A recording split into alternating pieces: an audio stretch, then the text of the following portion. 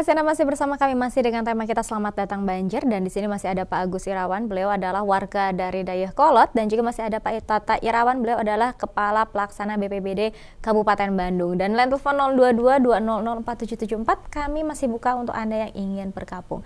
Baik Pak Agus nih, kalau Bapak sendiri melihat ini kan berarti sudah menjadi sebuah peristiwa yang rutin terjadi. Bapak sendiri melihat ini penanganan yang kurang seriuskah dari pemerintah, atau tadi Bapak lebih kepada pasrah ini adalah air gitu? Sebetulnya ini bukan nggak ada perhatiannya dari tingkat ya yang lebih atas ya, kalau dari pemerintahan gitu ya. Ya mungkin kami warga ketidaktahuan yang namanya banjir aja seperti itu ya. Jadi tapi kami pun juga dalam saat waktu bulan Agustus kalau nggak salah itu di tahun ini Pak? Ya masih di tahun ini, kalau tidak ada perhatian misalkan dari tingkat pemerintahan khususnya dari Kabupaten Bandung atau tingkat provinsi, itu kami pun juga pernah ikut dalam satu kegiatan yang untuk mengenai masalah banjir khususnya bencana, yaitu kami pun juga pernah ikut itu KSB, Kampung Siaga Bencana. Nah itu dibentuk, itu kami pun juga ikut dalam kalau itulah penatarannya gitu ya. Itu di sana itu dibelajari masalah evakuasi, tenda, dapur umum, itulah seperti itu.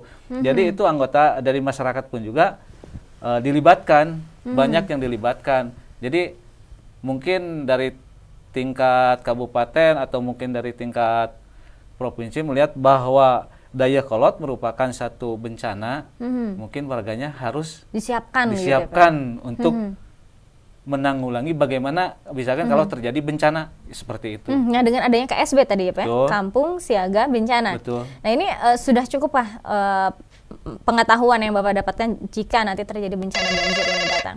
Sebetulnya untuk ini kan belum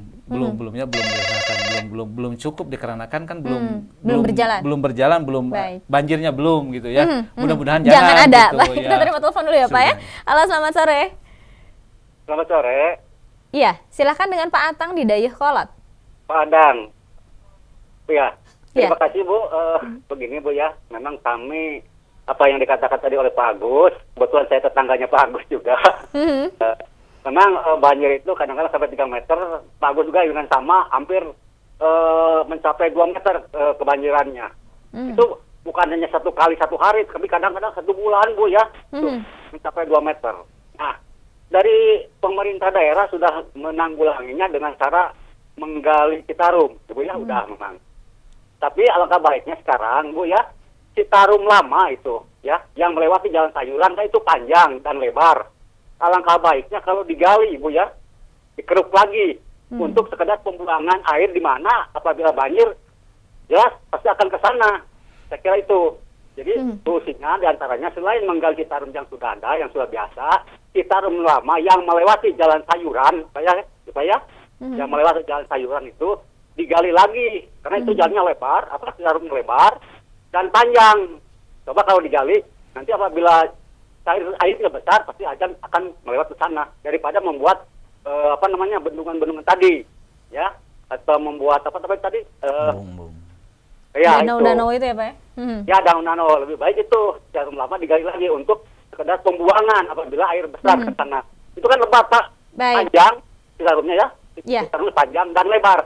Itu baik, terima kasih untuk Pak Adang, kami sudah menangkap inti dari masukan Anda ya. Nah Pak Tata, mungkinkah ini dikoordinasikan dengan pihak terkait dan intensitas pengerukan jauh lebih tinggi dibandingkan dengan sebelum-sebelumnya?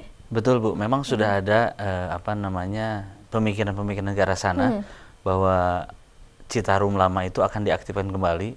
Tidak kurang Pak Wakil Gubernur pun sudah menyampaikan itu. Jadi itu sebagai tadi saya sampaikan di awal, sebagai tempat parkir katakanlah pada saat hujan itu bisa masuk ke sana.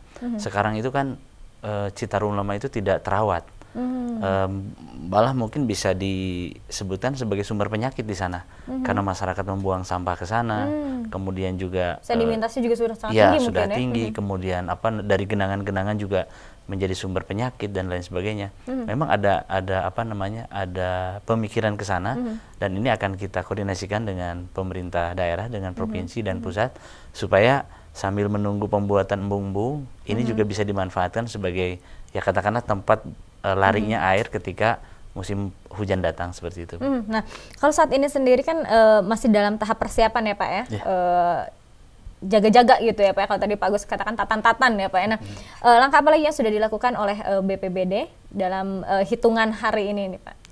Kita sudah melakukan koordinasi-koordinasi dengan berbagai pihak menghadapi musim hujan ini, karena bukan apa-apa pada saat terjadi hujannya nanti menyeluruh, bukan hanya Dayakolot, Balena, Bojongsoang saja yang perlu kita tangani. Ada Banjaran, Pamengpe, kemudian ada Majalaya, Solokan Jeruk, Ranca Ekek. Otomatis personil kita juga terbatas.